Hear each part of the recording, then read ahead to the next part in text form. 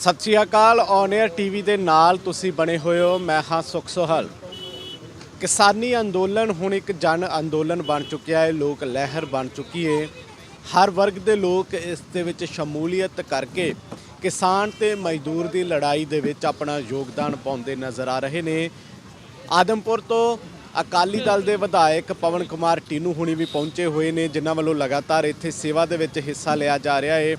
ਅੰਦੋਲਨ ਦੇ ਵਿੱਚ ਆਪਣਾ ਯੋਗਦਾਨ ਪਾਉਣ ਦੇ ਲਈ ਉਹ ਵੱਡੀ ਗਿਣਤੀ 'ਚ ਆਦਮਪੁਰ ਤੋਂ ਆਪਣੇ ਸਾਥੀਆਂ ਦੇ ਨਾਲ ਪਹੁੰਚੇ ਨੇ। ਟੀਨੂ ਜੀ, ਸਵਾਗਤ ਤੇ ਸਤਿ ਸ਼੍ਰੀ ਅਕਾਲ। ਧੰਨਵਾਦ ਜੀ ਸੁਖ ਜੀ, ਤੁਹਾਡਾ ਬਹੁਤ, ਤੁਹਾਡੇ ਚੈਨਲ ਦਾ ਬਹੁਤ ਬਹੁਤ ਧੰਨਵਾਦ। ਜਿਸ ਤਰੀਕੇ ਦੇ ਨਾਲ ਮੈਂ ਗੱਲ ਕੀਤੀ ਕਿ ਕਿਸਾਨੀ ਅੰਦੋਲਨ ਹੁਣ ਜਨ ਅੰਦੋਲਨ ਬਣ ਚੁੱਕਿਆ, ਹਰ ਇੱਕ ਵਰਗ ਇੱਥੇ ਆਪਣਾ ਯੋਗਦਾਨ ਪਾ ਰਿਹਾ, ਕਿਵੇਂ ਦੇਖ ਰਹੇ ਹੋ ਇਹ ਜਿਹੜਾ ਮਾਹੌਲ, ਇੱਕ ਭਾਈਚਾਰਕ ਮਾਹੌਲ ਵੀ ਬਣਿਆ ਹੋਇਆ ਤੇ ਨਾਲ ਦੇ ਨਾਲ ਜਿਹੜੀ ਲੜਾਈ ਵੀ ਕੇਂਦਰ ਸਰਕਾਰ ਦੇ ਨਾਲ ਸਿੱਧੇ ਹੋ ਕੇ ਪੰਜਾਬ ਦੇ ਲੋਕ ਲੜ ਰਹੇ ਨੇ, ਇਹਨੂੰ ਕਿਵੇਂ ਦੇਖ? ਦੇਖੋ, ਏਕਤਾ ਵੀ ਕਿਸੇ ਮਿਸ਼ਨ ਵਿੱਚੋਂ ਨਿਕਲਦੀ ਆ। ਇਹ ਜਿਹੜਾ ਮਿਸ਼ਨ, ਕਿਸਾਨੀ ਮਿਸ਼ਨ ਆ, ਇਹਨੇ ਪੰਜਾਬ ਨੂੰ ਇੱਕ ਲੜੀ ਵਿੱਚ ਪਰੋਤਾ। ਅੱਜ ਇੱਥੇ ਮਸਲਾ ਸਿਰਫ ਕਿਸਾਨੀ ਦਾ ਨਹੀਂ ਰਿਹਾ, ਇਹ ਪੰਜਾਬ ਦਾ ਕਿਸਾਨੀ ਕਿੱਤੇ ਦਾ ਮਸਲਾ ਬਣਿਆ। ਕਿਸਾਨੀ ਕਿੱਤੇ ਦੇ ਨਾਲ ਸਾਡੇ ਸਾਰੇ ਹੀ ਕਿੱਤੇ ਜਿਹੜੇ ਆ ਉਹ ਸੰਬੰਧਿਤ ਆ, ਚਾਹੇ ਉਹ ਜਿਊਲਰ ਆ, ਚਾਹੇ ਉਹ ਬਜਾਜੀ ਵਾਲਾ ਆ, ਚਾਹੇ ਉਹ ਦੁਕਾਨ ਵਾਲਾ ਆ, ਚਾਹੇ ਮਨਿਆਰੀ ਵਾਲਾ ਆ, ਕੋਈ ਵੀ ਕੰਮ ਆ, ਹਰ ਕੰਮ ਕਿਸਾਨੀ ਦੇ ਨਾਲ ਜੁੜਿਆ, ਕਿਉਂਕਿ ਸਾਡੀ ਆਰਥਿਕਤਾ ਜਿਹੜੀ ਆ ਉਹ ਐਗਰੀਕਲਚਰ ਬੇਸਡ ਆ। ਤੇ ਇਹ ਬੜੀ ਚੰਗੀ ਗੱਲ ਹੋਈ ਆ ਕਿ ਲੋਕਾਂ ਨੂੰ ਬੜੀ ਜਲਦੀ ਸਮਝ ਆ ਗਿਆ ਕਿ ਇਹ ਗੱਲ ਕੱਲਾ ਖੇਤਾਂ ਦੇ ਮਾਲਕ ਦੀ ਲੜਾਈ ਨਹੀਂ, ਇਹ ਸਾਰਿਆਂ ਦੀ ਪੇਟ ਦੀ ਲੜਾਈ ਆ ਔਰ ਇਹ ਸਾਰਿਆਂ ਦੀ ਇੱਜ਼ਤ ਦੀ, ਸਰਵਾਈਵਲ ਦੀ ਲੜਾਈ ਆ, ਹੋਂਦ ਦੀ ਲੜਾਈ ਆ। ਸੋ ਇਹਦੇ ਵਿੱਚ ਹਰ ਵਰਗ ਹਿੱਸਾ ਪਾ ਰਿਹਾ।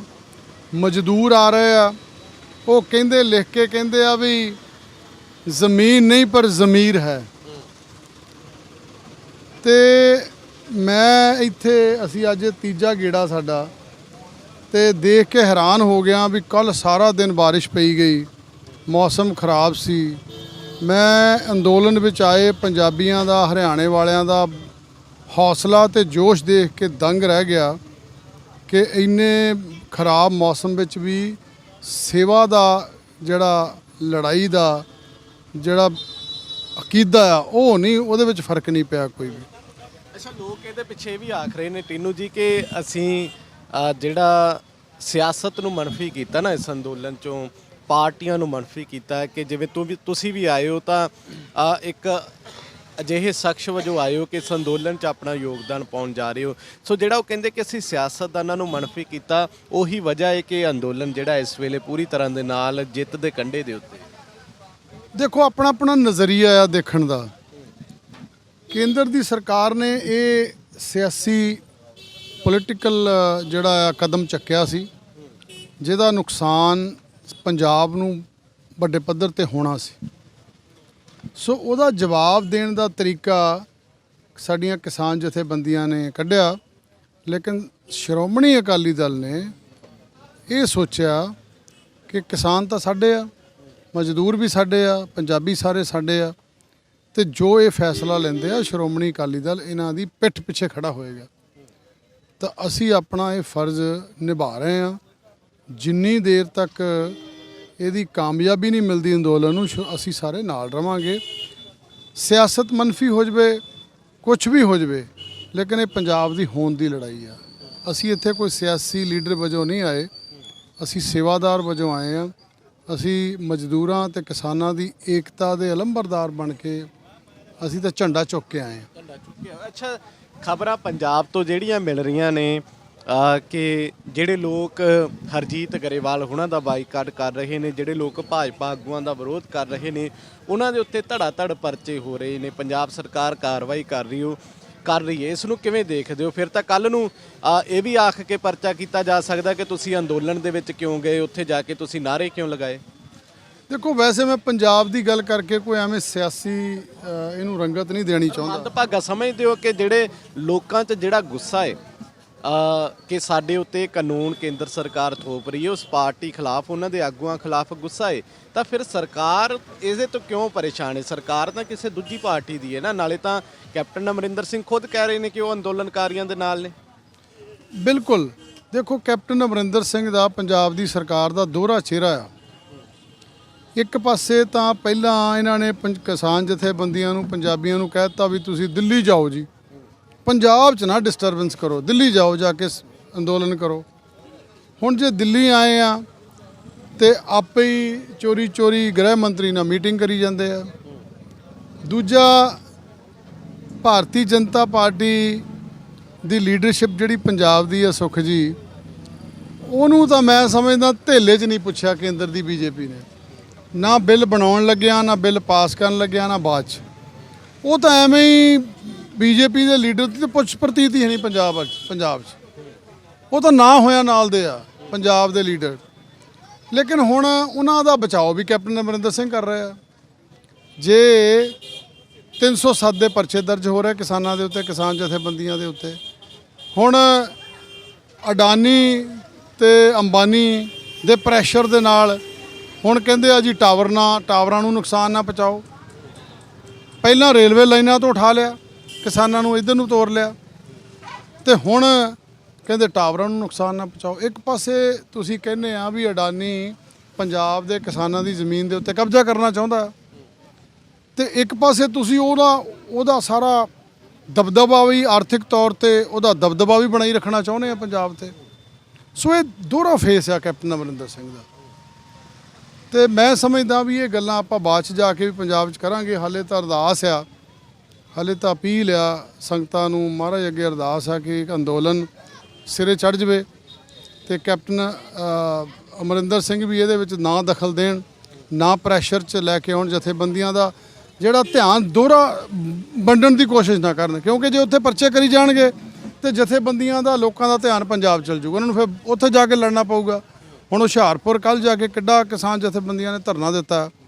ਧਿਆਨ ਨਾ ਵੰਡੇ ਕੈਪਟਨ ਅਮਰਿੰਦਰ ਸਿੰਘ ਇਹਨਾਂ ਦਾ, ਤੇ ਇਹ ਲੜਾਈ ਆਪਾਂ ਰਲ ਮਿਲ ਕੇ ਮੋਦੀ ਕੋਲੋਂ ਜਿੱਤ ਲਈਏ ਤੇ ਜਿੱਤ ਕੇ ਆਪਾਂ ਪੰਜਾਬ ਜਾਈਏ। ਪੰਜਾਬ 'ਚ ਤਾਂ ਬਹੁਤ ਮਸਲੇ ਆ, ਸਰਕਾਰ ਨੂੰ ਤਾਂ ਵੈਸੇ ਹੀ ਹੁਣ ਸਰਕਾਰ ਦੀ ਕੀ ਕਹਿੰਦੇ ਹੁੰਦੇ ਬੱਲੇ ਬੱਲੇ ਹੋਈ ਪਈ ਉੱਥੇ, ਬਈ ਮੁਰਗੀਆਂ ਵਾਲੀ ਖਾਦ ਦਾ ਦੁੱਧ ਬਣ ਰਿਹਾ ਉੱਥੇ, ਤੇ ਸ਼ਰਾਬ ਧੜਾ ਧੜ 9 ਨੰਬਰ ਦੀ ਵਿਕ ਰਹੀ ਹੈ, 2 ਨੰਬਰ ਦੀ। ਕਰਪਸ਼ਨ ਜ਼ੋਰਾਂ ਤੇ ਆ ਸ਼ਹਿਰਾਂ 'ਚ, ਪਿੰਡਾਂ 'ਚ, ਦਫ਼ਤਰਾਂ 'ਚ।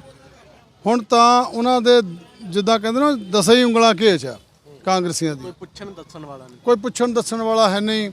ਅਫਸਰਸ਼ਾਹੀ ਐਸ਼ਾਂ ਕਰਦੀ ਆ ਤੇ ਉਹ 10 ਹੀ ਉਂਗਲਾਂ ਘਿਓ 'ਚ ਆ। ਕਿਉਂਕਿ ਸਾਰੇ ਲੋਕ ਵਿਚਾਰੇ ਇੱਥੇ ਆਏ ਆ। ਇੱਥੇ ਤੁਸੀਂ ਦੇਖ ਲਓ ਹਾਲਤ, ਮੈਂ ਤਾਂ ਹੈਰਾਨ ਆ। ਇਹ ਮਹਾਰਾਜ ਦੀ ਦੇਣ ਹੈ ਸਾਰੀ, ਇਹ ਜਜ਼ਬਾ ਮਹਾਰਾਜ ਨੇ ਭਰਿਆ ਸਾਰਾ। ਕਿੱਦਾਂ ਇੱਥੇ ਇੰਨੀ ਠੰਡ ਵਿੱਚ ਇੱਥੇ ਲੋਕ ਵਿਚਾਰੇ ਬੈਠੇ ਆ, ਆਪ ਵੀ ਛਕਦੇ ਆ, ਲੋਕਾਂ ਨੂੰ ਵੀ ਛਕਾ ਰਹੇ ਆ।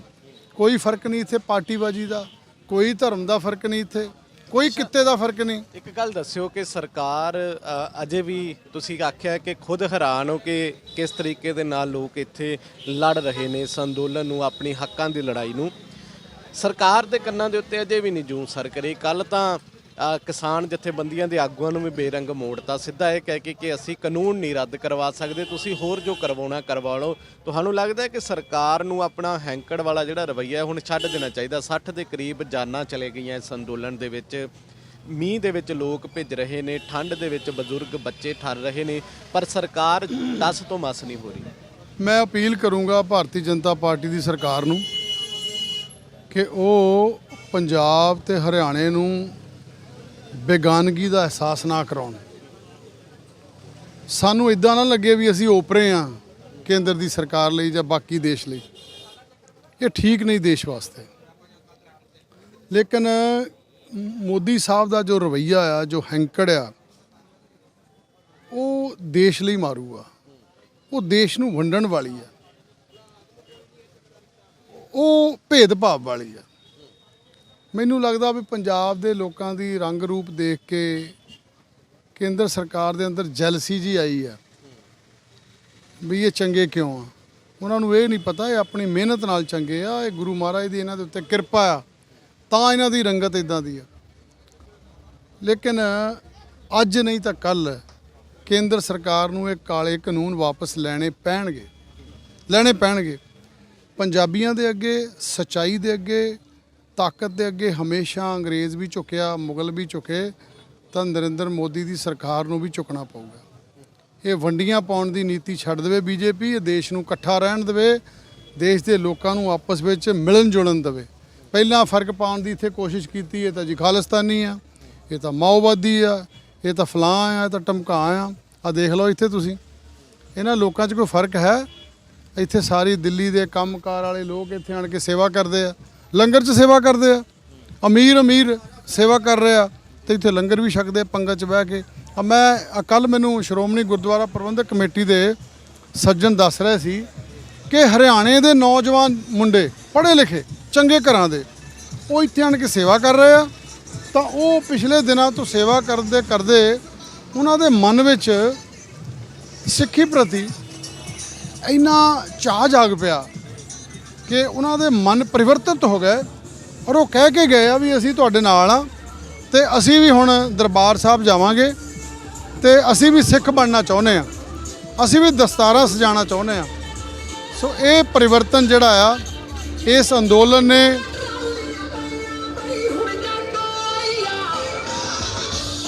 ਅੰਦੋਲਨ ਨੇ ਬਹੁਤ ਸਾਰੇ ਪੋਜ਼ਿਟਿਵ ਸਕਾਰਾਤਮਕ ਰਿਜ਼ਲਟ ਦੇਣੇ ਆ, ਭਾਈਚਾਰਕ ਸਾਂਝ ਦੇ, ਕੌਮੀ ਏਕਤਾ ਦੇ, ਕੋਆਪਰੇਸ਼ਨ ਦੇ, ਤੇ ਨਰਿੰਦਰ ਮੋਦੀ ਤੋਂ ਦੀ ਸਰਕਾਰ ਦੇਖਦੀ ਰਹਿ ਜੂਗੀ।